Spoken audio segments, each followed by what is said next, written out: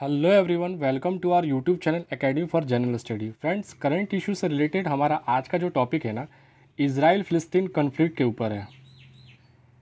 पिछले कुछ टाइम से ये कंटिन्यू न्यूज़ में है कि फ़िलिस्तीन और इजराइल के बीच एक वार सिचुएशन क्रिएट हो गया है। यह इशू क्या है, इसके पीछे का क्या बैकग्राउंड है, रिसेंट सिचुएशंस इन क्या है, इन तमाम पहलुओं पर विस्तार से डिस्कस करेंगे।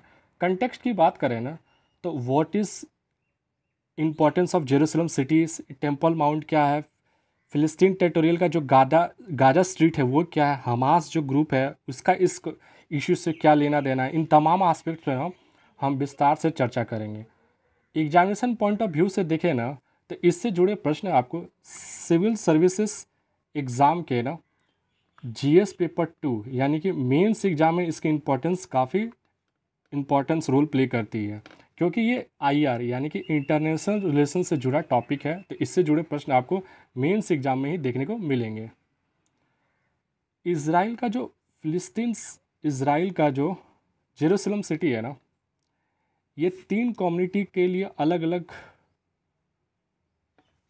मान्यताओं के ऊपर है।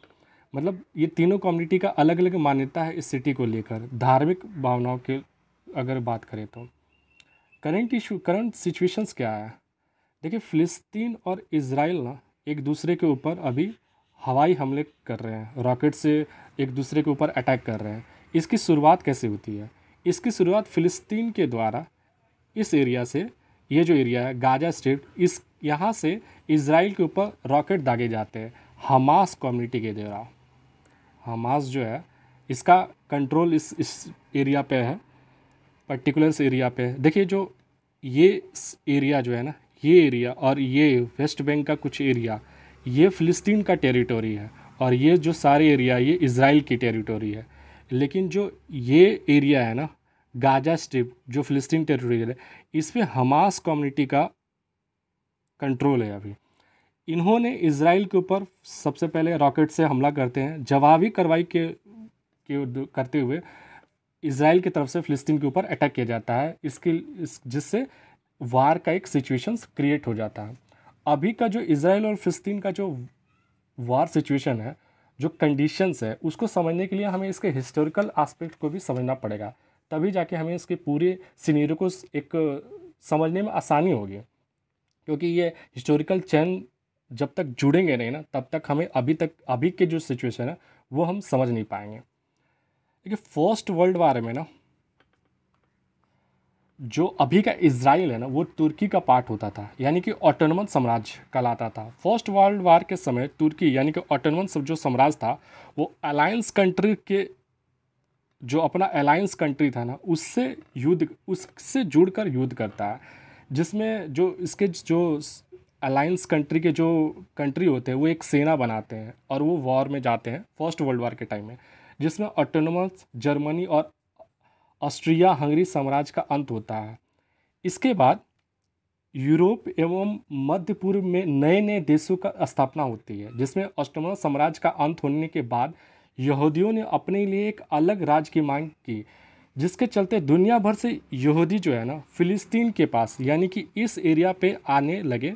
जो दुनिया भर के जो यहूदी कम्युनिटी के लोग थे वो इस एरिया में आके बसने लगे।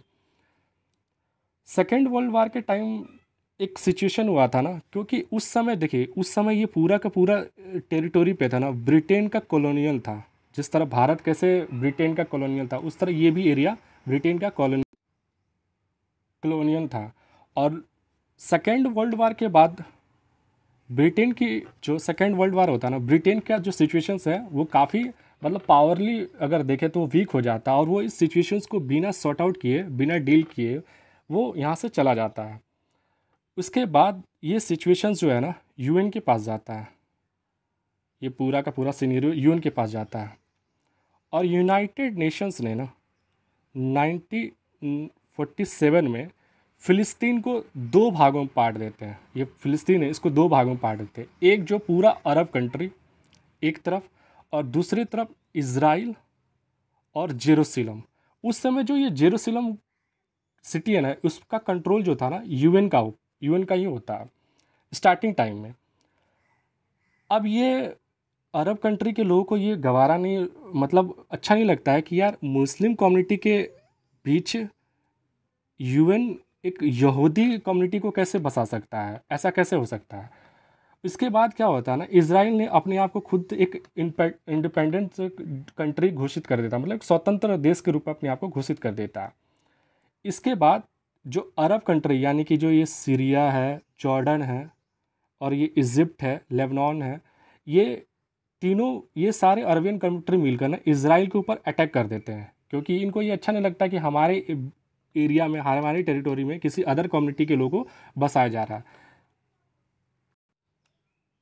जिसके बाद 1948 में ना जितने अरब कंट्री जो आसपास सराउंडिंग थे वो इज़राइल पे अटैक कर देते हैं और इज़राइल इस वॉर में जीत जाता है। और इज़राइल जो है ना, वेस्ट जेरूसलम का जो पार्ट होता है ना, उसको मैप को देखते हैं, इज़राइल जो है ना ये वेस्ट जेरूसलम के पार्ट को जीत जाता है। कब? जब 1948 में जब वॉर होता है अरेबियन कंट्री और इज़राइल के में, तो इज़राइल जो है ना ये जेरूसलम के वेस्टर्न पार्ट को जीत जाता है।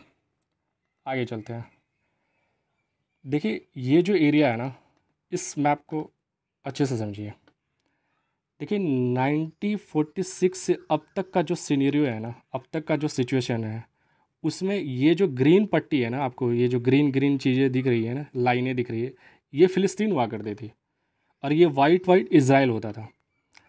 वार जैसे जैसे वार होता गया अरब कंट्री और इज़राइल के बीच और इज़राइल और फ़िलिस्तीन के बीच, इज़राइल क्या हुआ ना, हर वार के बाद ना अपने जो टेरिटोरी है यानी कि अपनी जो एरिया है ना उसको बढ़ाता गया, जिसके कारण ये हुआ ना कि ये देखिए स्टार्टिंग में ये पूरा इज़राइल फ़िलिस्तीन होता है, ये ग्रीन ग्रीन जितने हैं। इसके बाद यहाँ देखिए 1947 में जो वॉर होता है उसमें इज़राइल काफ़ी लैंड को अरब कंट्री से छीन लेता है और इसका एरिया बढ़ जाता है। 1967 में यहाँ तक ये पूरा ये हो जाता है और ये देखिए वेस्ट बैंक के एरिया में भी इज़राइल अपना कब्जा कर लेता है और यहाँ छोटे छोटे पार्ट में ही फ़िलिस्तीन सिमट कर रह जाता है और इज़राइल का टेरिटोरी यहाँ पे टाइम टू टाइम इंक्रीज़ होता चला जा रहा है। 1967 में जो वॉर होता है ना, ये काफ़ी इम्पोर्टेंट है, क्योंकि इसके बाद ना इस वॉर में जो इज़राइल और अरब कंट्री के बीच जो युद्ध होता है, इसको 6 डे वॉर कहते हैं। इसमें क्या होता है ना, इज़राइल जो जेरूसलम सिटी का ईस्टर्न पार्ट होता है ना, वो भी जीत जाता है। ईस्टर्न पार्ट को भी इज़राइल के द्वारा जीत लिया जाता है। और यहाँ पे देखिए इस मैप के थ्रू देख समझिए। और उसके बाद ये जो छोटी सी आपको दिख रही होगी लाइन, मैप को हम ऊपर वाले मैप को ही देखते हैं। 1967 में जो वार होता है ना, इज़राइल जो एक गोलन हाई जो है ना सीरिया से छीन लेता है। मतलब इससे पहले ये सीरिया का टेरिटरी होता है, सीरिया से छीन लेता है। और उसके बाद जेरूसलम का जो सिटी है ना, इसका वेस्टर्न पार्ट तो पहले ले लेता है, यानी कि 1948 में जो वार होता है उसमें पहले ही वेस्टर्न पार्ट को वो हासिल कर लिया रहता है। कौन? इज़राइल। 1967 में जब वॉर होता है ना, इसके ईस्टर्न पार्ट को भी इज़राइल के द्वारा कैप्चर कर लिया जाता है। अब जो करेंट का सीनेरियो है ना, लेटेस्ट करंट सीनेरियो जो है, जेरूसलम सिटी में के पास एक ओल्ड सिटी है। इसमें एक मस्जिद है, अल अस्का मस्जिद, जो मुस्लिम कम्युनिटी की मान्यताओं के अनुसार यह जो है मक्का मदीना के बाद तीसरा सबसे इम्पोर्टेंट तीर्थ स्थल है। जो ये जेरूसलम में जो सिटी है वहाँ पे एक मस्जिद है जिसका नाम है अल अक्सा मस्जिद। ये जो है मक्का मदीना के बाद तीसरा सबसे इम्पोर्टेंट प्लेस है मुस्लिम कम्युनिटी के लिए। यहूदियों के लिए क्यों इम्पोर्टेंस है? ओल्ड जेरूसलम में ही इसी जगह यहूदियों का टेम्पल माउंट है यहूदियों का, जिसको मुस्लिम कम्युनिटी के लोग इसे अल शरीफ यानी कि पवित्र पूजल स्थान भी कहते हैं। यहूदी मान्यताओं के अनुसार टेम्पल माउंट पर पहले टेम्पल का निर्माण किंग डेविड के पुत्र किंग सलोमन ने करवाया था, जिसे बेबीलोन साम्राज्य के शासकों ने इसे तोड़ दिया था। इसके बाद इसका निर्माण जेरुब्बेबल ने करवाया, जिसको रोमन साम्राज्य ने तोड़ दिया। हमले में टेम्पल की एक दीवार बची जो कि आज यहूदियों के लिए एक पवित्र तीर्थ स्थल माना जाता है, जिसे वेस्टर्न वॉल कहते हैं। मतलब इस तीर्थ स्थल को वेस्टर्न वॉल कहते हैं। इसके साथ ही क्रिश्चियन कम्युनिटी के लोग का भी यहाँ पे एक पवित्र स्थल है, यानी इनका भी एक अपना रिलीजियस पर्सपेक्टिव से अलग मान्यता है। ये तीनों कम्युनिटियों का देखिए, जो ये जेरूसलम सिटी है ना, यहाँ पे दिख रहा होगा, ये जेरूसलम सिटी एरिया में जो ये रिलीजियस प्लेस है ना, इस पूरे एरिया का जो रख रखाव है, मतलब इसका जो कंट्रोल अभी है ना, जॉर्डन के पास है। क्योंकि ये अक्सर फ़िलिस्तीन और मतलब अरबियन कंट्री, खासकर फ़िलिस्तीन और इज़राइल के बीच का एक कॉन्फ्लिक्ट है, इसलिए इसका जो इस एरिया का है जहाँ पे ये रिलीजियस प्लेस है, इस एरिया का रख रखाव जॉर्डन के पास है। और जॉर्डन के द्वारा एक वक्फ बोर्ड के द्वारा इस एरिया को गवर्न किया जाता है, ये पूरा का पर्टिकुलर एरिया का जहाँ पे रिलीजियस प्लेस है। रिसेंटली जो वॉर सिचुएशंस बना हुआ है ना, इसके पीछे दो मेन कारण हैं जो अभी का जो सिचुएशंस क्रिएट हुआ है।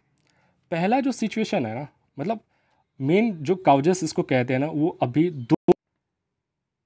पहला है कि जेरूसलम सिटी के पास ऐसी बातें फ़िलिस्तीन लोगों में आई कि कुछ फ़िलिस्तीन परिवार को यहाँ से हटाकर यहूदी परिवार को, यानी इजरायली लोगों को, यहाँ पे कुछ यहूदी परिवार को यहाँ बसाया जा रहा है, यानी ज्यूस कम्युनिटी के लोगों को ये बसाया जा रहा है।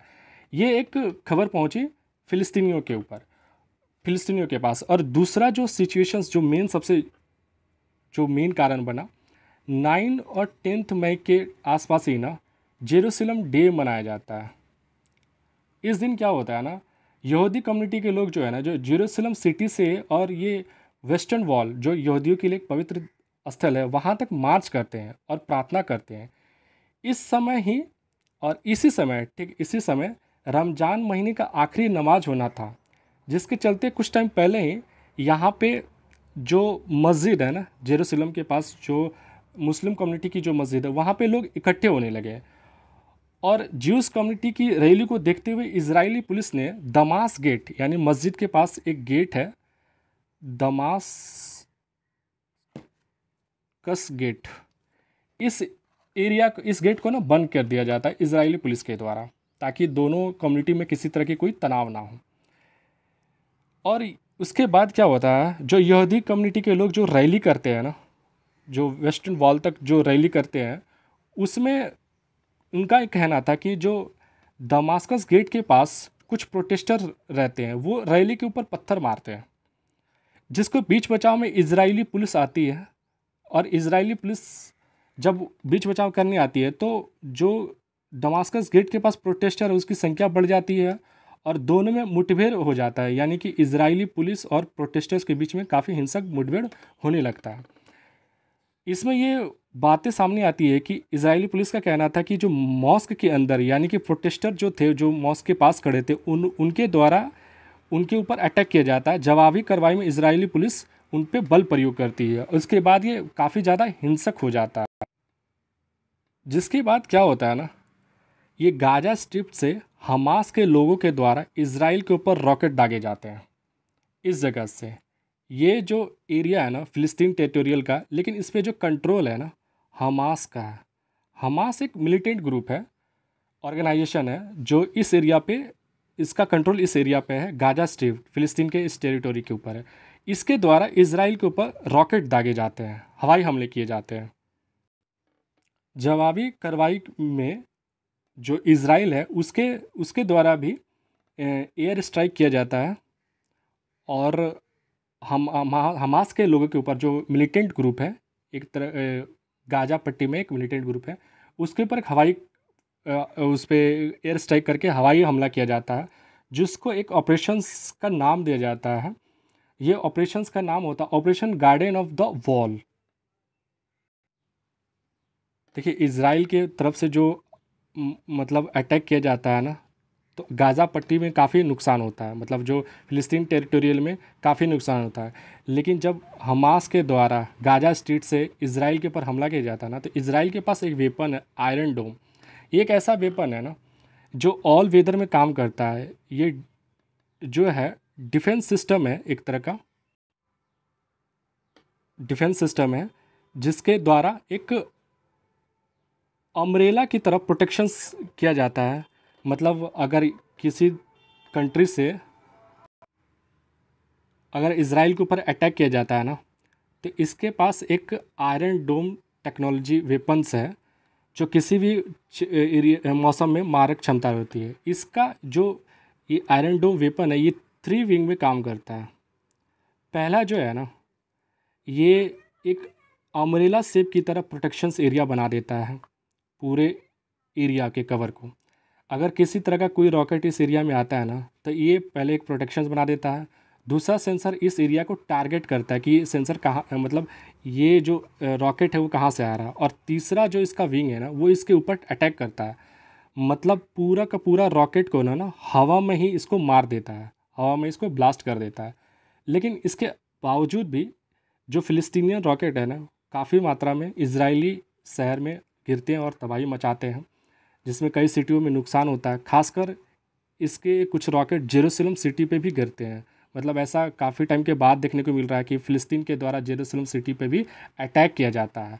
इसके पहले भी 2014 में हमें इस तरह के वार को देखा गया था फ़िलिस्तीन और इसराइल के बीच, जिसमें काफ़ी मात्रा में रॉकेट से हमला किया गया था। उस समय भी इसराइल के द्वारा ये किया गया था कि हम हमास के सारे इंफ्रास्ट्रक्चर को तोड़ देंगे ताकि वो फ्यूचर में ऐसा कर ना पाए। लेकिन मिलिटेंट ग्रुप है, ऐसा उनको पूरी तरह से ख़त्म करना थोड़ा मुश्किल है।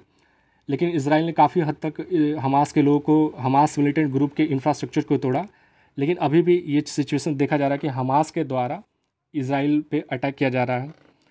इसराइल अभी जो है ना, डबल फ्रंट एरिया पे वार सिचुएशन हैंडल कर रहा है। एक तो एक्सटर्नल एरिया पे जहाँ पे हमास यानी कि फ़िलिस्तीनियों के द्वारा अटैक किया जा रहा है, और दूसरा इस कंट्री के अंदर जहाँ काफ़ी मात्रा में, इसराइल कंट्री के भी अंदर काफ़ी मात्रा में अरबियन लोग रहते हैं, अरबी कम्युनिटी के लोग रहते हैं। वो जहाँ जहाँ जिस कम्युनिटी, मतलब जो कम्युनिटी यहाँ पे रह रही है अरबियन कंट्री, उस जगह भी एक सिविल वार जैसा सिचुएशंस क्रिएट हो गया है।